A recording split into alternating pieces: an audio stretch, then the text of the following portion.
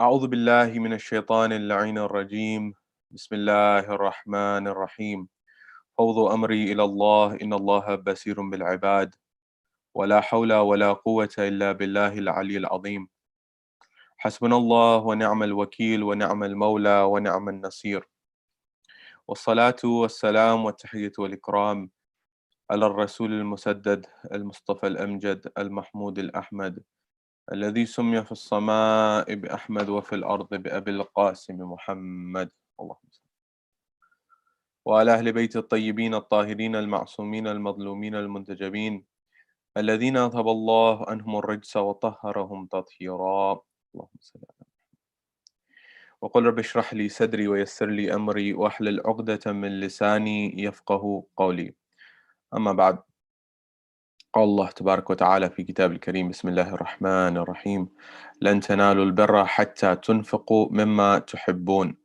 صدق الله العلي العظيم. My respected elders, brothers and sisters in Iman, wherever you may be, Salamun alaikum jami'an wa rahmatullahi wa barakatuh. On our journey of spirituality, one of the elements that we've discussed and highlighted, which we'll expand upon today, is this idea that upon this journey and along this journey, on this way, there will be challenges, there will be difficulties, there will be adversities. The same way there have been since time immemorial, since the beginning of time. From the stories of the prophets and the beginning of time and mankind throughout modern era and modern society, there will be moments in time where you and I are challenged, where you and I will go through difficulty, where you and I will go through adversity. And an interesting time and an interesting environment related to this is the current circumstance and the current environment that we're going through right now. That is the environment of COVID-19, the environment of coronavirus. And keeping all of these things in mind, I want you to keep the question at the back of your mind being the following. Why do we get challenges? Why do we get adversity? Why do we get problems in our lives? Keep this question in the back of your mind as we proceed, inshallah. And so the element of the question that emerges is, first of all, why do these challenges and problems emerge? Number two, when they do emerge, what is it that I'm to do? Do I think this is for example, a punishment from God? Is this a test from God? Is this going to just happen just as it is? What is that dialogue that's happening in my head? What is that with respect to my relationship to my Creator? And then finally, what is it that I can do? What are some solutions to these challenges that I face? I want to discuss some of these levels and go deeper on this question of evil and this question of problems and this question of suffering that we face. Why? Because as human beings, one of the biggest questions that people of faith, people of religion, whether they be Jewish, whether they be Christian, whether they be Muslim, whether they be any major religion on the planet, one of the main questions that has led people to leave Christianity, leave Judaism, lead, for example, Islam even, is the question of why does suffering exist? The question of why does evil exist? Why do problems exist in my life? And the rationale behind this question that emerges is those who ask this question, and it's a natural question. The question that emerges is, well, God is all good. God is, everything about God is essence. He is all good. He's omnibenevolent. And God is all knowing. He knows everything. Allah has all knowledge. And then on top of that, God has all power. He's omnipotent. He has all the power. So God is good. God has all of the knowledge, and God has all of the power to do whatever He wishes and whatever He pleases. Well, if that's the case with respect to God, that He has all of the power, He has all of the knowledge, He has all of the goodness, then how is it that I see, for example, in my world suffering? How do I see, for example, in my world, a child who's 4 years old being diagnosed or 5 years old being diagnosed with cancer? And that child's parents having to look after this child and not know what to do? Why do I see, for example, children in Africa starving? Why do I see children in India starving? Why do I see children in my own backyard starving, for example? Why do we see this? Why does this happen? Surely a God who's all good, who's all knowing, who's all powerful, He would be able to solve this problem so it doesn't exist. And therefore, not being able to answer this question, rather, not being able to reconcile these three dimensions of an all-good God, an all-knowing God, and an all-powerful God who has the ability to change things, Many people have left the fold of religion and said that I can't solve this problem, therefore God doesn't exist, or at least a good God doesn't exist. And they leave the fold.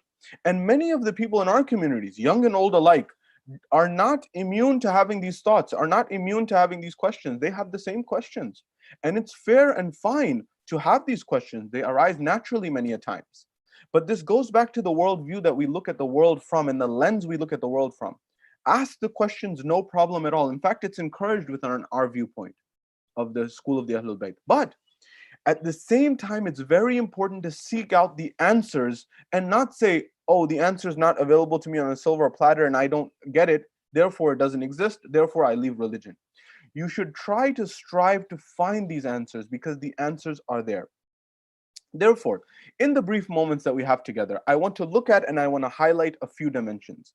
I want to look at comparative religion and look at, for example, the story of Nabi Job or Prophet Job as it is told in the Bible, for example, as well as then I want to look at what is that narrative within the Bible with respect to Nabi Ayyub alayhi salam, who we call in the Quran. Then I want to look at the Quranic perspective with respect to Nabi Ayyub alayhi salam. And then I want to look at what are some solutions that we can derive from this story that is told in the Bible as well as the Quran, so that you and I can derive benefit in our lives, to implement this in our lives, so that we can become better followers of Islam, better people of faith, and ultimately better citizens of society, inshallah. This is our schedule for the evening, inshallah.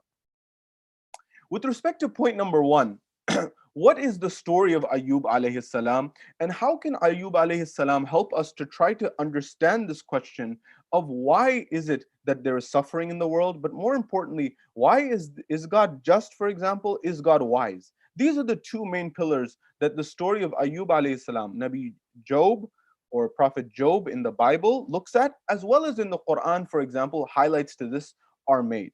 With respect to who was this person, what is the story within the Bible, we'll first look at that, then we'll come to the Islamic perspective, and then look at what are the solutions we can derive. Having said that, from the Bible's perspective, there are 3 books in the Bible that you will find. For our brothers in Christianity and even Judaism, you will find 3 particular books which are called the wisdom literature. The first is Proverbs. This is the first element. The second book is called Ecclesiastes. And then the third is called Job, the book of Job. And each of these is supposed to impart wisdom on human beings. Now, keep all of these points in mind because they'll become very valuable as the conversation progresses, as we go further in our conversation. The first book, the Proverbs book, looks at the world and looks at a God who is wise and just and shows the fairness, the justice, the wisdom of God Almighty, and shows God is good and rewards justice, rewards fairness, rewards all of those elements. And it makes it clear that God is wise and just.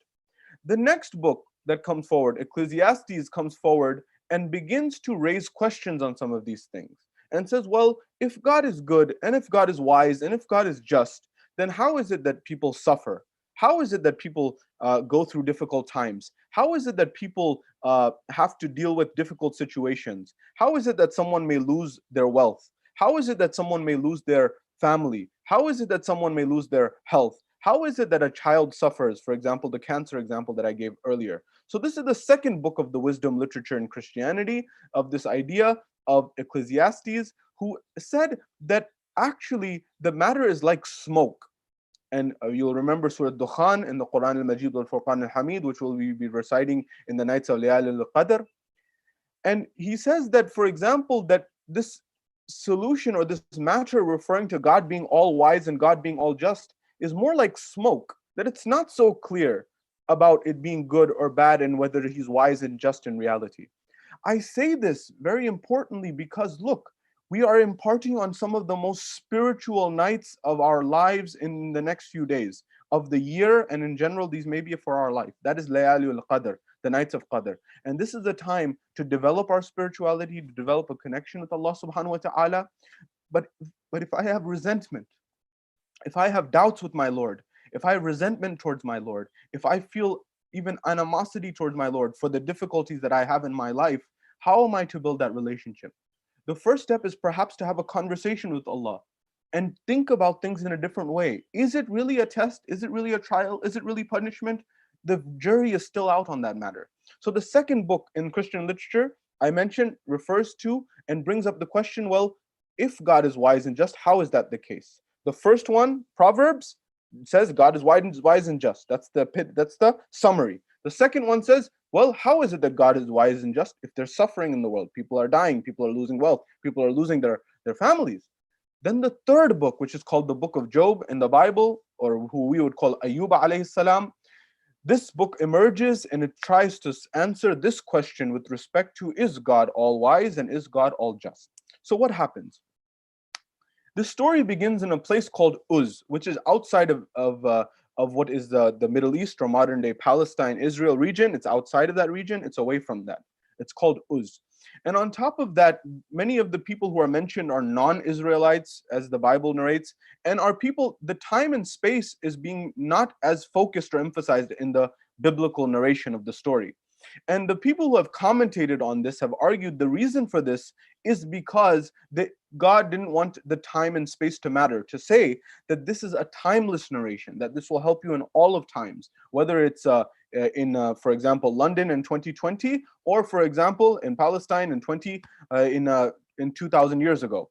And so all of this culminates with a situation where God first has a conversation. We're first shown Job, Nabi Ayub, and we're shown that he has a family, he has wealth, he has a lot of property. That is, for example, he has sheep and he has agriculture and he has farms and he has a beautiful family. And at the same time, going forward, he has everything that anyone would want from in life. This is the first element. Then there is a scene, the next scene which has come forward is that we are shown God in the Bible, and he is having a conversation with his angels. And when he's having a conversation with the angels, he's saying, look at my servant Job, who is doing everything and praising me at every moment, and he's doing everything right, so to speak. And the next level, a character emerges by the name of Satan. Satan, which sounds very similar to our word shaitan, Satan comes forward, and Satan literally means one who accuses or one who opposes. And Satan in the Bible comes forward and says to God that this servant of yours by the name of Job, he's somebody who is praising you. He's someone who is worshiping you. Yes, but it's only because you've given him all of these gifts. You've given him wealth. You've given him farms. You've given him land. You've given him animals. That's why. Number two, you've given him a beautiful family, a wife, a children. He has the picture perfect marriage. He has everything picture perfect in his life. Number three, he has the best of health. He has no problems on these fronts. Everything that somebody could want for in life is taken care of for him. He has wealth, he has health, he has family. Whatever you want, he has it. So what are you saying? So Satan comes forward and says, I am saying that if you remove these gifts, if you remove these belongings, if you remove these things from the life of Job, he will no longer be thankful to you. He will no longer be gracious to you. He will no longer be appreciative of your grace. At that point in time in the Bible, the narration goes that God gives Satan the ability to afflict harm onto Job. And it's a very intense harm. What begins to happen at that moment in time is Satan goes and he, for example, is able to first remove the wealth of Job. For example, the farming, the animals, all of those things, all the wealth that existed is removed, number one. Number two, at the second level, Job is still praising God at this point in time. The next level, there's a removal of the family, the loved ones, the children, they're all taken away. Even in the Bible narrative, the wife turns away and begins to accuse and begins to not be the best towards Job. The third level, his health, leprosy, his illness afflicts him at this point in time. And it becomes a very difficult situation. Yet, he's praising God outwardly. But then after this situation scenario emerges, where three friends emerge into the life of Job in the Bible's narration. Three people emerge. And this is the bulk of what's going on in the Bible. So there's a prologue at the beginning, an epilogue at the end, and the majority of the conversation is poetry that is in Hebrew poetry. Keep all of this in mind because it will relate to the Islamic narrative and our relationship to Allah subhanahu wa ta'ala. So what happens at this point in time is when everyone abandons, when the wealth goes, when the health goes, when the family is gone, Job is alone. And then three of his friends emerge, who are noted in the Bible to be non-Israelites. When these three friends emerge, they begin to essentially have a conversation with Job, and they begin to try to rationalize what has happened to him. That he's someone who had a picture perfect life. He had a life where he had wealth, he had family, he had his health, he had everything. And yet everything was seemingly in an instant removed and taken away from him. At this point, Job has a conversation with his friends. His friends begin to say that, well, God is all good, God is all just, God is all wise. Therefore, and you are suffering, and therefore, if you are suffering, and God is all good and all wise and all just, and you happen to be suffering, and God's not unjust, and God is not unwise, that means that the third level, you must have done something wrong in order to be suffering. You must have done something wrong, and that is why you are suffering. So they began to blame him. They began to come forward and say that you must have done something wrong. So let's think about this, Job. What did you do? Did you neglect God? Were you unfair to God? Did you blame God? What did you do to God? Were you doing something wrong? And Job begins to respond and say, no, I didn't do anything. And he begins to justify himself, and he begins to protect himself, and he begins to advocate on his behalf. And yet they're not convinced, because the conclusion that Job has come to and the conclusion that his friends have come to is different. The conclusion that his friends have come to is that God is all wise and all just. Therefore, and at the same time, Job is suffering, and because Job is suffering, that means that he must have done something wrong, because God is not unjust and not unwise. Whereas the conclusion that Job has derived is that I have not done anything wrong, and at the same time, God is operating in a place where I'm going through suffering. Now, this is a distinction between the Islamic narrative and the Christian narrative, or the Judeo-Christian narrative, for example. That at this point, we believe it's very clear that Ayyub alayhi salam as a prophet is someone who's infallible, would not accuse Allah, has a strong relationship with Allah, all of these things. In the Bible, the conclusion that Ayyub alayhi salam derives is either one of two things. Either God is not just and wise in totality, or that God may be just and wise in totality, but he does not use his justice and wisdom in totality to operate the world. Meaning, our world may not operate under justice and wisdom of God in comprehensiveness. Notice this point, it's very important. It's a distinction. This is a difference that we have in the Islamic narrative versus the Christian narrative. Because in the Christian narrative and the Judeo-Christian narrative, Ayyub alayhi salam, or Job, is more of somebody who is a person. Whereas from our perspective, a prophet is a guide and is above these things. Nonetheless, this conversation ensues, and so the friends are not convinced. Then the Bible moves to another situation where Ayyub alayhi salam is now having, or Job is having, a conversation with God. And when he's having a conversation with God at this point in time, he begins to blame God, and we begin to hear the internal voice, the internal thoughts of Ayyub, not the outward praise that he was saying. And he begins to say things to the effect of, cursed be on the day that I was born, that this affliction had I not been born. And he begins to blame God. And so this person who outwardly was very happy at one moment in time is now becoming very human in the biblical narration. He's beginning to say, why was I born? Why did God do this to me? Why did I have to suffer? Why did I have to lose my wealth? Why did I have to lose my family? Why did I have to lose my health? Why did I have to lose everything? I didn't do anything wrong. You're unfair. You're unjust. You're unreasonable, referring to God. And so he demands that God come down himself, that God comes down and explains himself. At that point in time, we're flashed to a friend, another friend, a fourth friend of Ayyub or Job. And this friend says, maybe it's possible that God is just and God is all wise, but at the same time, you may not be seeing everything. You may not see the whole picture. And he begins to say that maybe something between what your friends are saying and what you're saying, Job, there's a middle ground. That maybe God is all just, maybe God is, but at the same time, you may not see the whole picture. And maybe this is not punishment for you. Maybe you didn't do anything wrong. Maybe this isn't punishment, but maybe this is something else. Maybe God is preparing you for another time. Maybe he's giving you a test, not because you did something wrong in the past, not because you were erred in the past, no, but maybe something's about to happen to you in the future that may help you. And so this is not a test, rather, this is something that you need to grow to get to a better place. At that point in time, this is the fourth friend. Then when Ayub or Job begins to say to God, I want you to explain yourself, in the Bible we're told Job or Ayub comes down God comes down himself in the form of a cloud. Of course, we would not accept that God could be in any form, whether human or nature form, because God cannot be limited. God is eternal and God is infinite. Therefore, in the biblical narrative, he comes down as a cloud and he begins to explain himself. He first takes, and keeping this in mind as we progress in this, because you and I go through problems in our own lives. And how do we think about these problems? How do we think about our challenges that we go through? Do we begin to blame God, or do we think about things in a different perspective? So in the Bible, Job comes down, God comes to Job or Ayub alayhi salam in the form of a cloud. And he begins to take him on a journey. And he takes him on this journey and he begins to say, and he begins to show him all of creation. God begins to show Job all of creation.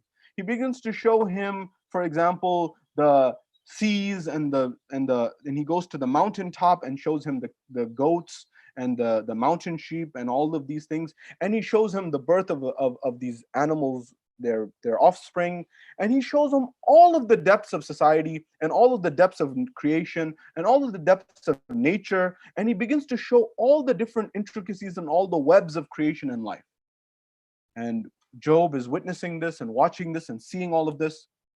And at that point in time, God comes forward and explains, do you see how intricate everything is? Do you see how deep everything is? Do you notice how many networks are at effect? How many different things are moving at once? And at that point in time, God says, according to the Bible, to Job, that I invite you to run this universe, run the world for one day. Would you be able to navigate everything? Would you be able to deal with everything? Would you be able to run this world? And Job is not able to, and he's not interested in that. That's not something that is of his keen liking. At that point in time, then the Bible says that God shows Job two creations of him.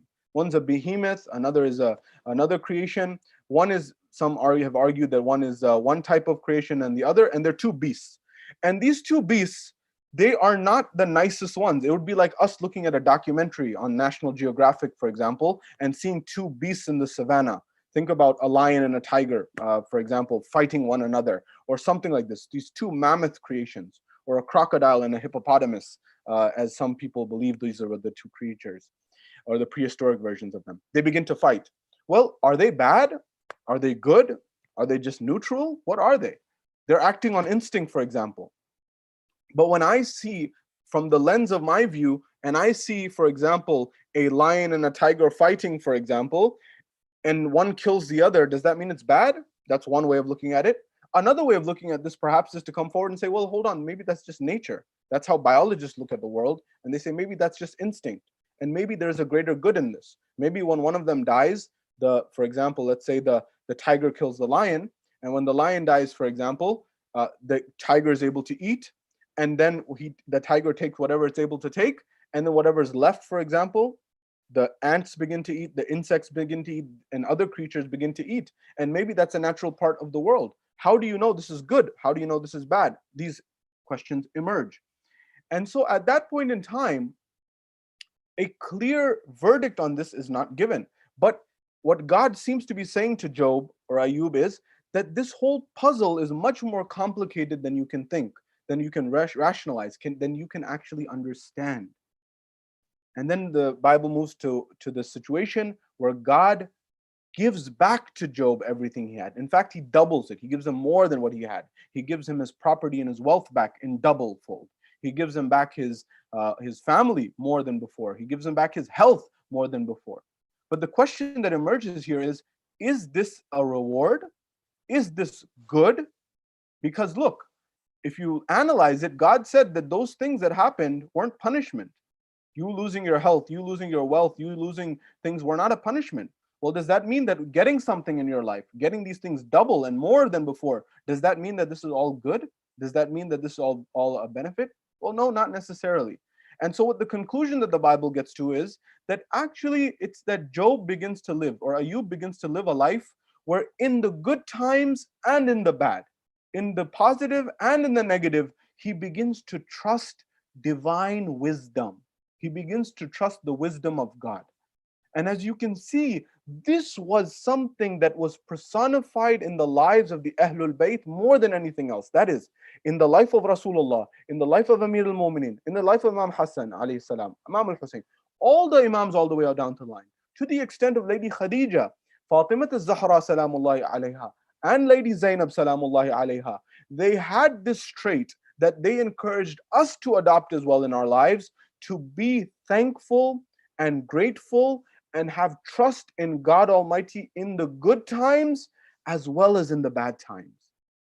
This is what enabled Lady Zainab salamullahi alayha after Karbala, after Kufa, in Sham, to look at Yazid and respond to him with such courage, with such audacity, with such charisma, when he asked that, what has Allah done to you and your family? He has rejected you, He has humiliated you, He has destroyed you. And she looks back and says, Ma ra'aytu illa jamila. I saw nothing but beauty. That she still had that thankfulness, that gratefulness, that gratitude to Allah subhanahu wa ta'ala. When we come to our communities, for example, how many brothers and how many sisters have gone through trials and tribulations? I mean, I just look around where Allah has given us the benefit and the ability to be able to travel and meet people and have conversations with people. People are hurting. People are going through difficult times.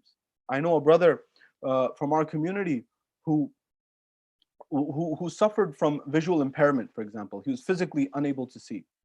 On top of this, an environment occurred where at a young age he lost his brother. He loses his young brother, who's the breadwinner for the house, for example. And he leaves that life. If that wasn't tough enough, this person may be thinking, and it would be natural for this person to begin to think, well, I have this, I can't see. On top of that, I lose my brother, who's the closest thing to me. And then on top of that, not too long ago, he loses his father, not too long after that. Then he loses his mother, and he's left by himself. Now, somebody may come forward and say that person has every right to blame God, that person has every right to leave religion. Somebody may say that person has every right to, for example, fall into depression. But this person didn't necessarily do that. This person came forward and said, well, I am in control of my destiny. And they found inspiration to take themselves and make themselves a greater person, to work harder, to for example, develop themselves. It all depends on the perspective with which you look at life. I know of, for example, families where there's suffering, tremendous suffering going on. Or for example, a father may be abusive towards his wife, towards their mother. And a daughter doesn't know how to deal with this situation. She doesn't know what to do because she's young. She doesn't know how to solve this problem. It's her father, but the father is being abusive towards the mother. How does a child go through that? How does a daughter go through that? Or even a son, for example. How does anyone go through that? It's very difficult. How is it that when someone loses their business, how many people we know of who COVID-19 struck and their graphs that were increasing just fell towards the ground? And when they had wealth one second, they lost a lot of it in the next. How is it possible that someone has a loved one and they lose him due to COVID-19 or otherwise? A parent, how many people have lost their parents? How many of our friends have their parents in, for example, the hospitals right now, recovering from and struggling with COVID-19? How do I reconcile that with my Lord? Do I say that this is unfair and unjust, therefore I don't believe in God? Or do I think about it in a different way, in a different perspective? How about those people, for example, who become inflicted with the disease themselves? And trust me, I know people in our community, young people who have been afflicted. What do? Ayub alayhi salam, Job gives us the opportunity to stop and reflect on this and try to think, maybe we don't know the whole puzzle. Maybe we don't know the whole picture. Maybe we don't see everything. Maybe we're just looking at things from one lens, from one perspective, from one vantage point that has not been considered before. You know, there's a lot more depth to reality. In the Islamic narrative, from the Islamic perspective, when we look at the story of Nabi Ayub alayhi salam, we are told he is from the lineage, and his mother, for example, is from the line of Nabi Lut, from the line of Lot. And she's a descendant from there. And his wife is from the descendants in the line of Yusuf alayhi salam, Joseph. And we are told, similar to the Bible, that this is someone who is a servant of Allah, who Allah has bestowed him and given him gifts of, for example, wealth, for example, property, for example, the gift of family, a beautiful family, and the gift of health. He has everything. And the same way in the Bible, in the Quran as well, the Quran highlights this narrative that Ayyub alayhi salam, and through traditions of the Prophet, the Islamic narrative I'm sharing with you, the view of the Quran as well, the ahadith and all of them combined together. The Islamic view is, yes, Allah had given him gifts as well.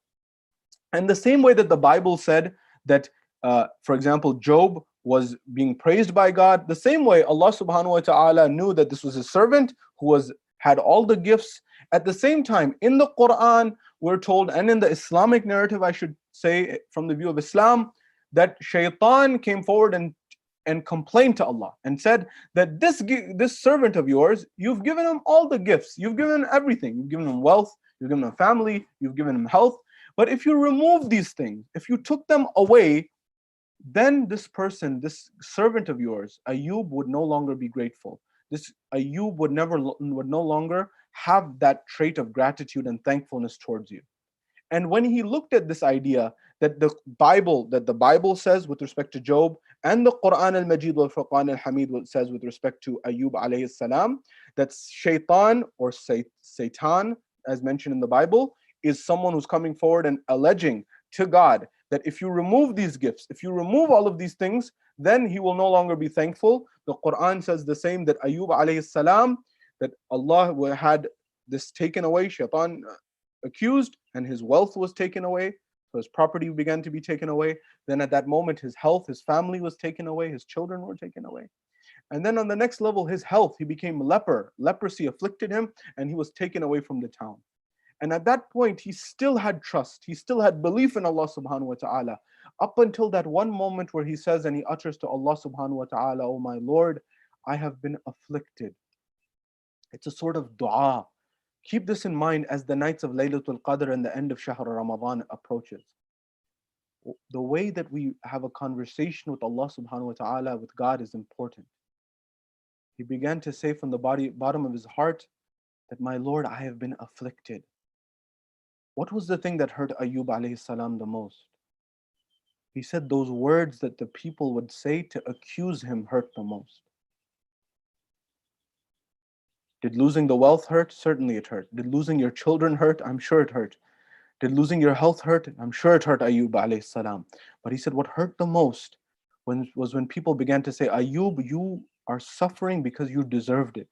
You are suffering because you did something wrong." You know that friend I just mentioned some time ago, just a few moments ago, the one who was blind, the one who lost his siblings, who lost his sibling, who lost his parents? In our own community, some people began to say that it was perhaps some of the doings of him and his family that caused this to happen. Not everyone, but some. And that's a very, very hurtful thing to hear when you're already going through a tough time. Be very mindful that you're not the cause of someone's affliction more than it needs to be. Don't come forward and try to say that someone is being punished for what they did. Don't try forward, because we're not God. We don't know what's going on in the mind of God, so to speak. So if somebody's lost their wealth, or if somebody has, for example, lost a loved one, a child, for example, if someone's lost their health, if someone's going through any difficulty, think once, think twice, think 3 times, think over and over again before you come forward and say that God's punishing that person, because it may be that God's not punishing them. God may be rewarding them. How? Maybe not in this world, maybe in the next world. By no means am I saying do I wish ill on anyone, not at all. But it could be also preparing that person for a better time. It's not some sin that they did in the past that they're being punished for. Rather, God may be preparing them for a future date and a future time. So Ayyub alayhi salam said to Allah, "I have been afflicted. My Lord, help me. My Lord, assist me." And Allah granted him his wish and his desire. But he said those words that the people said that hurt the most. People have a way of sprinkling salt on people's wounds. Don't ever be one of those people who comes forward and takes salt and puts it on people's wounds that already hurt enough. Allah is all just. Allah is all wise. God is all wise. God is all merciful. And He knows how to deal with people. Yes, in certain instances, such as Pharaoh, such as Harun, for example, Qarun, for example, Shaddad, for example, Namrud or Nimrod. These people, they had gone past the element of arrogance, and God took care of the matter himself. But it's not for us to say. Yes, it may be for us to learn lessons, but it's not for us to play the role in the mind of God. So don't make people's lives worse than ever. I say this because I know so many brothers and even sisters write and tell emails and write in their emails that they don't feel comfortable going to the mosque. They don't feel comfortable going to the Husayniyah. They don't feel comfortable going to the Imam Barga sometimes. They don't feel comfortable going to the mosque. What? You don't feel comfortable going to God's house? How? Because of the words of people, because of the appraisals of people, because of the judgment of people, because of the conversations and the comments that are passed by people. It's very possible that God asks you and I on the day of judgment that my servant didn't feel comfortable and didn't come to the mosque, doesn't come to the house of worship, to my house, to God's house, because of how you were treating him, or you were part of that party that made them feel uncomfortable.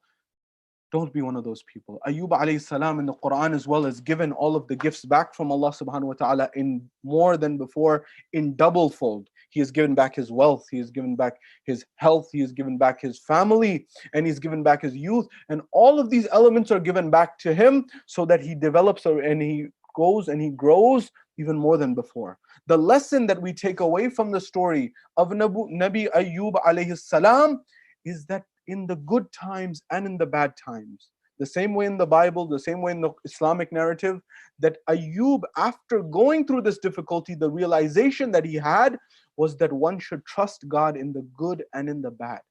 And one should be thankful to God in the good and in the bad times.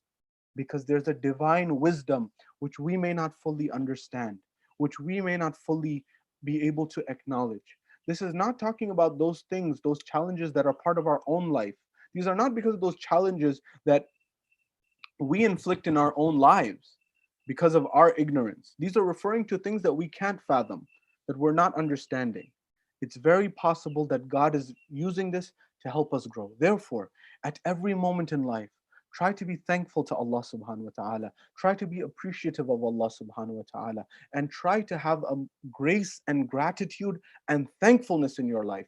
There are levels to the worship of Allah. There are levels to the obedience of Allah. There are levels to getting higher in your spirituality towards Allah subhanahu wa ta'ala. Because one level is that of the sabirin, the lower level. That is the introductory level, the people who are patient in the times of difficulty. But there's a higher level. There's a level of those people who are called the shakirin, the people who are thankful and grateful to Allah in the times of difficulty. That's another level of spirituality. Therefore, in the final moments of the discussion, I want to come with some solutions to the problems and the challenges that you may face in your life. What are some solutions that you can adopt? What are some solutions to the problems and the challenges that you may adopt? One is the one I just alluded to already. The first is sabr, patience. The Quran says numerous times, وَاسْتَعِينُوا بِالصَّبْرِ وَالصَّلَاةِ, that obtain support through patience and prayer. These two things will help you in the most difficult of times. وَاسْتَعِينُوا بِالصَّبْرِ وَالصَّلَاةِ, that when you adopt patience and prayer, Allah subhanahu wa ta'ala will guide you and give you assistance in your life.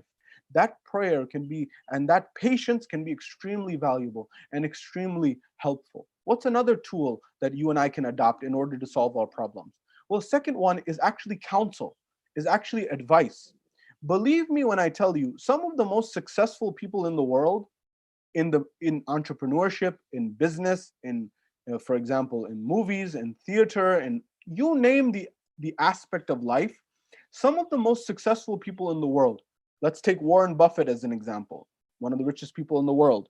He had a mentor who was very, very close to him, who he learned from, who he learned the tools of the trade that helped guide him to become who he was. And that mentorship allowed him to become who he was. Otherwise, he wouldn't be able to get to that level of where he got to. He went to Columbia University, he studied and he learned under his teacher in order that he was able to learn about securities, in order so he was able to learn about investments and stocks. And when he learned through this process, he was able to become one of the wealthiest people in the world. Further than this, you look at, for example, the likes of people such as Steve Jobs in Silicon Valley. He had tremendous mentors or people who helped him. For example, Andy Grove, the founder of IBM. These people were people who mentored in times. And they were able to help these people navigate difficult times as well. Well, the same way, we should have spiritual guides, spiritual mentors, if you will. And many of our scholars have always had and remain having spiritual mentors. Who's your spiritual guide? You may have a mentor in your professional life, but who's your mentor in your relationship life? Who's your mentor in your spiritual life, in your Islamic life, for example? Do you have someone that you can go to for counsel? Believe me when I tell you, some of the most successful people in the world have mentors in every department of their life to help them spiritually, to help them relationship wise, and give them guidance in the most difficult of times. Don't neglect the need for a mentor. I tell you myself, I have spiritual mentors, or guides at least, religious mentors or guides, who help guide me when I need assistance or guidance on matters. You should as well. On top of that, try to help other people. Believe it or not, when you begin to try to help other people through their difficulties, through their problems, grace and gratitude and beauty has a way of coming into your own life. You can call it karma, as some people call it karma. You can call it, for example, whatever you want. Good faith, you can call it good stewardship, call it what you want. But when you help others and you try to make others' lives better, you will find that there is, in a way, grace and beauty will come into your own life, inshallah. Therefore, the conclusion and the takeaway from our conversation today, inshallah, is that have trust in the wisdom and the justice of Allah subhanahu wa ta'ala, number one, in the good times as well as in the bad times, number two. And number three, seek solutions in your life by patience, by prayer, by seeking counsel from others, as well as also implementing in your life a scenario and an environment where you are able to actually develop this spirituality. Some of the greatest spiritual mystics, as we said on Laylatul Qadr, some of the greatest spiritual mystics in our school of thought became and developed this spirituality and this mysticism, going through tremendous hardships, going through tremendous difficulties. How many difficulties Allama Tabatabai Sahibul Tafsir al-Mizan went through? From, for example, the health of his children at times, for example, to the wealth or the abject poverty he had to go through, or for example, moving from city to city. You name it, he went through tremendous difficulties, many of which he doesn't even name and you and I don't know. The same with his mentors. It may be that when you go through difficulty, God is grooming you. Allah subhanahu wa ta'ala is grooming you and I for a better place, a better environment, and a better world. And we ask Allah subhanahu wa ta'ala in conclusion to allow us to have patience and prayer in the time of difficulty, to thank Him in times of good and bad, the same way the Ahlul Bayt alayhimus salam thanked Him in times of good and bad. And we ask Allah subhanahu wa ta'ala to allow us to be those people who are patient, and not only patient, those people who are thankful, not only the sabirin, but the shakirin. And we ask Allah subhanahu wa ta'ala to bless all the mu'mineen across the globe and remove and try to, for example, if there's a hardship that they are going through that is there to groom them for better times, we ask Allah subhanahu wa ta'ala to allow them to understand the wisdom of the guidance. And we ask Allah subhanahu wa ta'ala to allow them to deal with the hardship as much as possible and grant relief as much as possible and allow them to grow. And we ask Allah subhanahu wa ta'ala to hasten the reappearance of the Imam of our time and allow us to be amongst his companions when he returns. Wa akhiru da'wana anil hamdu lillahi rabbil alamin.